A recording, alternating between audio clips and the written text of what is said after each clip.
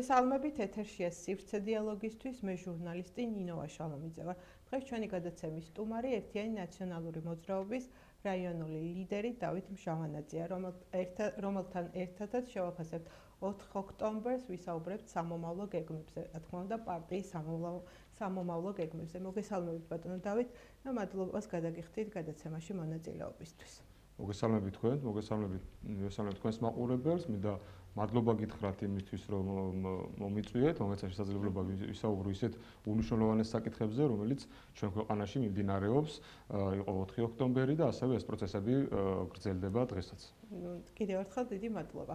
დავიწყებთ საუბარს იმით, რომ თითქმის 20 წლის შემდეგ ოზურგეთის მუნიციპალიტეტის საკრებულო წარმოდგენილი იქნება მსხვილი ოპოზიციური პარტიის ერთიანი ნაციონალური მოძრაობის გარეშე.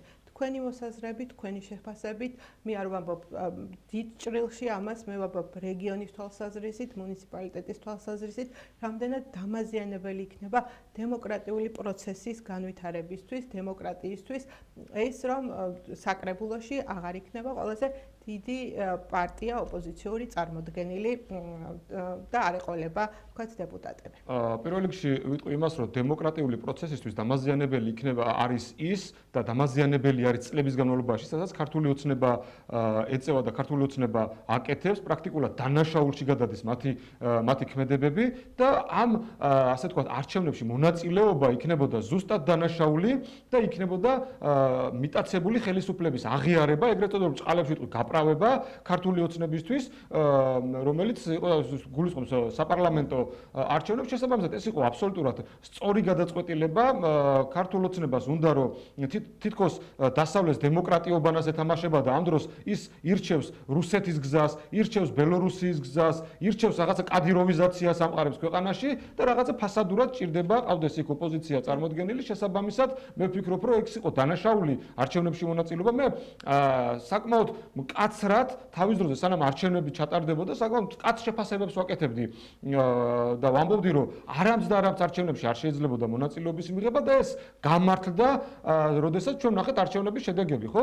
აბსოლუტურად ყველა იმ პარტიამ, ორმა პარტიამ, მსხვილმა პარტიამ, რომელმაც მიიღო არჩევნებში მონაწილეობა, მისი ხმების 70% დაკარგა. არათუ მოიმატა და რეალურად მათი ამოცანა იყო ეს, რომ განა არ იცოდნენ, რომ ბიძინა ივანიშვილს ვერაფერსაც ვერ გამოგლეჯდნენ და განა არ იცოდნენ, რომ ხელისუფლებას, ასე თქვათ, ადგილობრივ ვერც ერთ თვითმმართველ ქალაქში აი ცალსახად უყურებთ ბოიკოტს გამართლებულად და ფიქრობთ, რომ თქვათ მუნიციპალიტეტებში ის რომ თქვათ ოპოზიციას ჰქონდათ პლატფორმა, ჰქონდა შესაძლებლობა ჩახედული ყოფილიყო მუნიციპალიტეტის საქმიანობაში, მუნიციპალიტეტის საკრებულოს საქმიანობაში, ყოფილიყავით თქვენი ხმა საკრებულოში, ანუ მოსახლეობის თვალსაზრისით გულისხმობთ, გაგეჟღერებიათ მათი ხმა, მათი პრობლემები. ეს ანუ არ შეუშლის ხელს იმას, რომ თქვათ დემოკრატიული პროცესი არ იქნება ისე ჯანსაღად რეგიონში, მესმის რომ თქვენ ფართო ჭრილში უყურებთ ამას, ქვეყნის ჭრილში, მაგრამ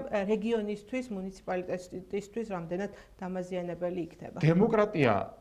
დემოკრატიის დასამარება უნდა ბიძინა ივანიშვილს. ამიტომ ჩვენ იქ მივიღებთ მონაწილეობას, არ მივიღებთ მონაწილეობას.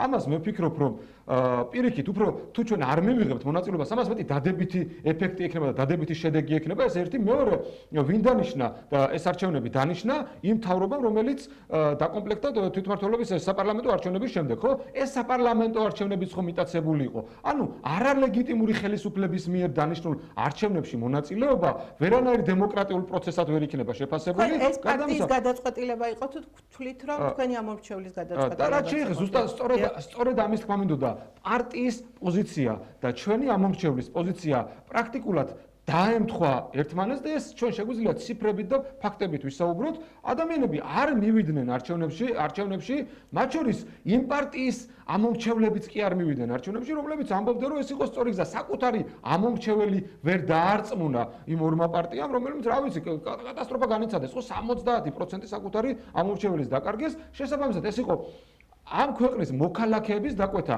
პოლიტიკური პარტია ან პოლიტიკური ლიდერი კი არ უნდა ემსახურებოდეს იმას ან საკუთარ კეთილდღეობის კი არ უნდა ზრუნავდეს, ან კი არ უნდა ემსახურებოდეს ვიღაცის ინტერესებს. უნდა ემსახურებოდეს ქართველი ხალხის ნებას და ქართველი ხალხის ინტერესებს და ქართველი ხალხის ნება ზუსტად გამოვლინდა ბოიკოტი გამოუცხადეს 4 ოქტომბერს ქართველმა ხალხმა ბოიკოტი გამოუცხადა არჩევნებს და მათ შორის ბოიკოტი გამოუცხადას იმ ოპოზიციურ პარტიებს საკუთარმა ამორჩეველმა, რომლებსაც მოლოდინი ჰქონდა, რომ რამენაირად დააჯდებოდა სხვადასხვა პარტიის ხმებს.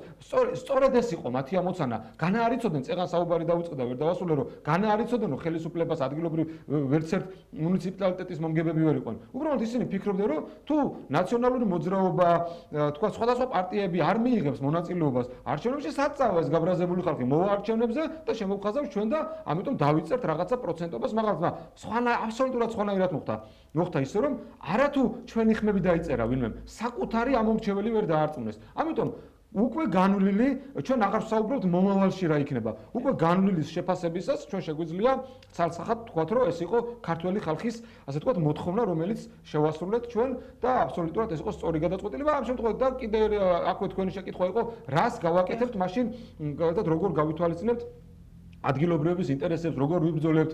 ამისთვის არ არის მხოლოდ და მხოლოდ საკრებულო დეპუტატის მანდატი არ არის საჭირო იმისთვის, რომ ჩვენ ვიბრძოლოთ. ამისთვის უამრავი მექანიზმი არსებობს. ჩვენ არ ვაპირებთ ხელების ჩამოშვებას, ჩვენ ვაპირებთ ბრძოლებს. მე პირადად დავით ჟავანაძე არ ვაპირებ, რომ ახლა წავალ სახლში დავждები იმის გამო, რომ საკრებულოს წევრი აღარ ვარ. პირიქით, მე ვფიქრობ, რომ უფრო მეტი ვალდებულება გამაჩნია იმ ადამიანების მიმართ, რომელსაც არ უნდა ქართული ოცნება, რომელსაც არ მოსწონს არსებული ვითარება და ბუნებრივია ჩვენ გავაგრძელებთ ბრძოლას, ამას დაინახავთ თქვენ და დაინახავს, ასე ვთქვათ, ის ადამიანები, რომლებიც ჩვენი ჯერა და ჩვენ გვიყურებენ. ამ თემას გადაცემის ბოლოსაც დაუბრუნდებით თქვენს გეგმებს და პარტიის გეგმებს და ახლა მინდა შევაფასოთ 4 ოქტომბერი. თქვენი გადმოსახედიდან რა შეცდომები დაუშვა ოპოზიციამ, რა მოხდა და როგორია თქვენი შეფასება ამ დღის მიმართ?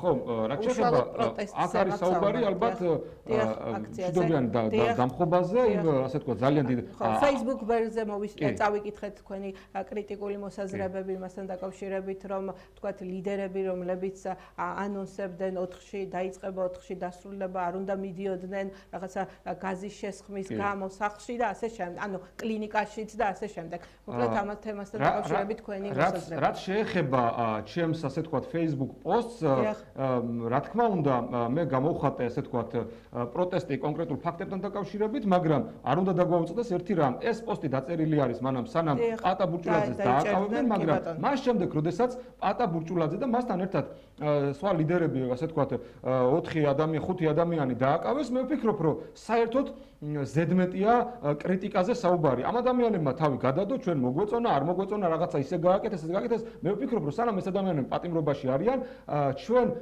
გვერდზე უნდა გადავდოთ ყველანაირი რაღაცა პრეტენზიები, იმიტომ რომ ჩვენ თავისუფლებაზე ვართ, ესენი პატიმრობაში არიან, შესაბამისად. თუმცა მათ მიერ ანუ მოლოდინები მათ მიერ შექმნილი რამდენად დამაზიანებელი იყო პროცესისთვის. მე ვერ შევაფასებ 4 ოქტომბერს ერთი მარტივი მიზეზის გამო, მე 4 ოქტომბრის საორგანიზაციო საკითხებში არ ვიყავი ჩართული და არ ვიყავი გასაგები მიზეზების, ბევრი მიზეზის გამო. პირველი რომ მე ვფიქრობ, რომ თუ რამე არ უნდა მისცე ბიძინა ივანიშვილს, არ უნდა მისცე დამატებითი დრო და ეს 3 თუ 4 თვე წინასწარ იმის თქმა, რომ 4-ში დავიწყებ და 8-ში დავამთავრებ, ეს ჩემი აზრი და ჩემი აღქმით, სუბიექტური აღქმით ეს იყო დამაზიანებელი და მეორე მე არ მჯეროდა, მე შინაგანად არ მჯეროდა ის რომ 4-ზე დაწყებული თქვათ რევოლუცია 8-ზე დამთავრდებოდა და ამ ყველა ფაქტორის და გარემოების გათვალისწინებით მე ამ პროცესებში არ მონაწილეობდი, მაგრამ მე იქ ვიყავი დილიდან იმისთვის რომ მე მჯეროდა შინაგანად რომ იქნებოდა გეგმა, ალტერნატიული გეგმა, ეს იყო ალბათ ორგანიზებისთვის საჭირო, მე ასე აღვიქვი ყოველ შემთხვევაში იქნებოდა გეგმა, რომელიცაც მათ შორის ეს არ იყო მხოლოდ ჩემი აღქმიდან გამოწვეული, ბატონი პატა ბურჭულაძე, ჩემთვის საპატივცემულო ადამიანი და სხვა ადამიანებიც, კაცო, რომლებიც ამ აქციაში ასე ვთქვათ აორგანიზებდნენ, ხო? ისინი ამბობდნენ, რომ გამოაცხადებდნენ კონკრეტულ გეგმას და მე მჯეროდა, რომ ასეთი გეგმა იქნებოდა და სწორედ ამისთვის მე იქ ვიყავი 4-ში უკვე დილით. იქ ვიყავი, მაგრამ სამწუხაროდ ჩვენ ეს გეგმა ვერ დავინახეთ, რატო ვერ დავინახეთ? ახლა აქაც არ შეიძლება ჩვენ ეს ადამიანები ვაკრიტიკოთ, ან გეგმა შეიძლება არ იყო, ან შეიძლება ჩავარდა, ხო? არ არსებობს მზა რეცეპტი, როგორ უნდა დაამარცხო ოლიგარქი. ალბათ მოხდა ისეთი რაღაცები, რაც წესი ჩვენ არც უნდა ვწოდოთ. იმპერატიულ ტონში მათი საუბარი რომ 4-ში დაიწყება, 4-ში დასრულდება, რამდენად ხო? ნახეთ როგორი რაღაცა არის სერიოზული იყო. რადგან ეს ადამიანები ამბობდნენ, ალბათ მათ ჰქონდათ კონკრეტული გეგმა, რომელიც მე წესით არც მე არ უნდა ვწოდო, არც სხვა ადამიანებს არ უნდა ქონოდა. მე ამის შესახებ მე ვიცი ერთი რამე.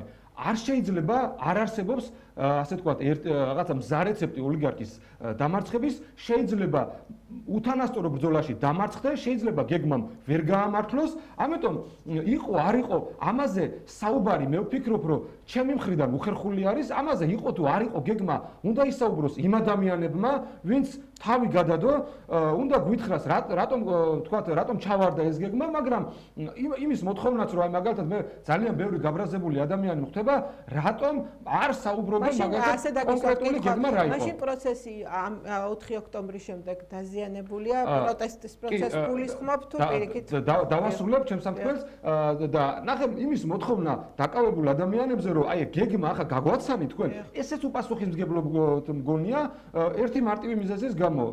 პირველი ან უბრალოდ რამდენიმე მიზეზის გამო. პირველი ისინი არიან პატიმრობაში, მეორე ჩვენ ვიცით რომ აბსოლუტურად აბსურდული ბრალდებით აკავებენ ადამიანებს, მაგალითად სისხლის სამართალში არსებობს ასეთი ტერმინი მტკიცებულებათა ერთობლიობა. არ შეიძლება Facebook პოსტის გამო ადამიანი დააკავო, ხო?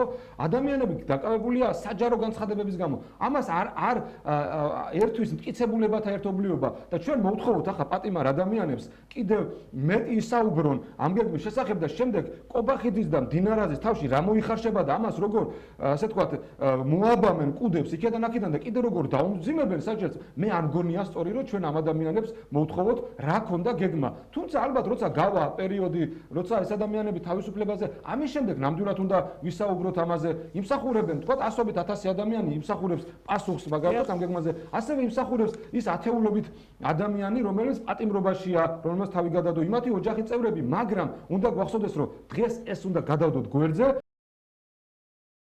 ივანიშვილის ასე ვთქვათ, კლანჭებისგან ვიხსნათ ეს ქვეყანა, ვინმე ჯეროდა, არ ჯეროდა, ვისაც ჯეროდა იმან დაიწყო ეს პროცესი, რა გეგმა ქონდა ჩვენ ამის შესახებ სამწუხაროდ ვერ გავეცანით და ვერ გავიგეთ, ამიტომ მე მიუხედავად იმისა, რომ შეიძლება ბევრი კითხვის ნიშანი მქონდეს, მე შეგნებულად არც ერთ კითხვას ასე ვთქვათ არ დავსვა.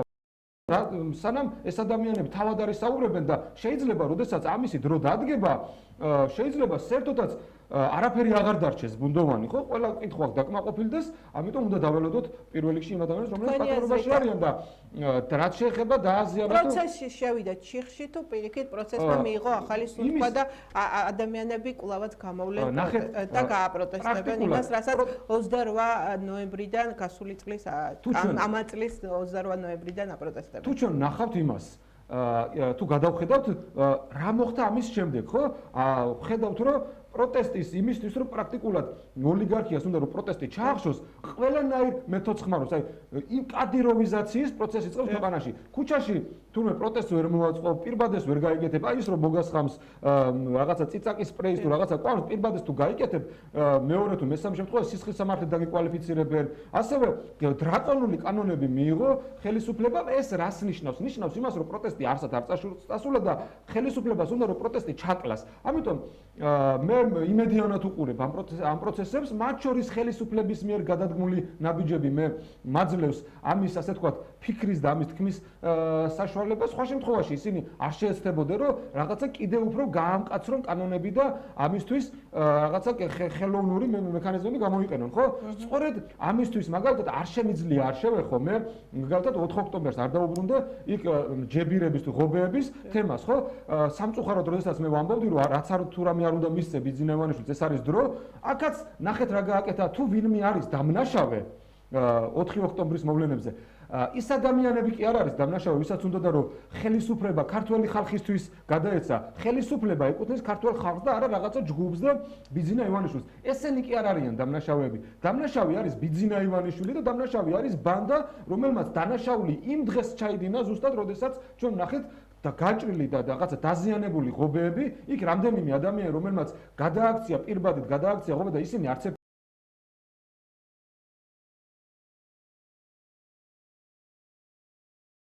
პირველი ხელებით ადამიანები რას ფიქრობთ? ახლა რევოლუციას და დამხობას აპირებს ადამიანი და ის პირბადეს არ იკეთებს და ხელში მინიმუმ ჯოხს არ იჭერს და ეს ადამიანები დააკავეს იმ დღეს და ეს ყველაფერი პროვოცირებული იყო ხელისუფლების მხრიდან. დანაშაული იმ დღეს ჩაედინა ხელისუფლება. ხელისუფლება კი არ უნდა სჯიდეს საკუთარ მოქალაქეებს. ხელისუფლება თუ ხედავს დანაშაულს, უნდა ცდილობს რომ დანაშაული აღკვეთოს და რა გააკეთა პროვოცირება შეეცადა, რაღაცა თავისი აგენტების საშუალებით იქ შეეცადა რომ ისეთი პროცესი წარემართა, მაგრამ მადლობა ღმერთს რომ სამწუხაროდ იქ ათეულობით ადამიანი არის დაკავებული, მაგრამ ეს პროცესი მაინც არ წავიდა ისე როგორც ქართულ ოცნებას უნდა და მას ჰქონდა მოლოდინი რომ შეიჭრებოდა ასეულობით ადამიანი და შემდეგ დაარბევდა იქ რაღაცა და მოხდებოდა შეხლა-შემოხლა, ეს არ მომხდარა, ვერ ბოლომდე ხელისუფლების გეგმამ ვერ იმუშავა, ამიტომ მე კი სარსახად მინდა აღვნიშნო რომ თუ ვინმე დანაშაული ჩაიდინა 4 ოქტომბერს ეს იყო ქართული ოცნება და მისი ბანდა. როგორ ფიქრობთ საპროტესტო მუხტი კვლავაც იქნება ქვეყანაში და კვლავაც გამოვლენ ადამიანები აქციაზე და გააპროტესტებენ იგივე 26 ოქტომბერს არის ჩანიშნული ახლა აქცია. აქ გამოვლენ ადამიანები და ისევ ექნებათ თქვათ მოლოდინი იმისა რომ რაღაცა შეიცვლება.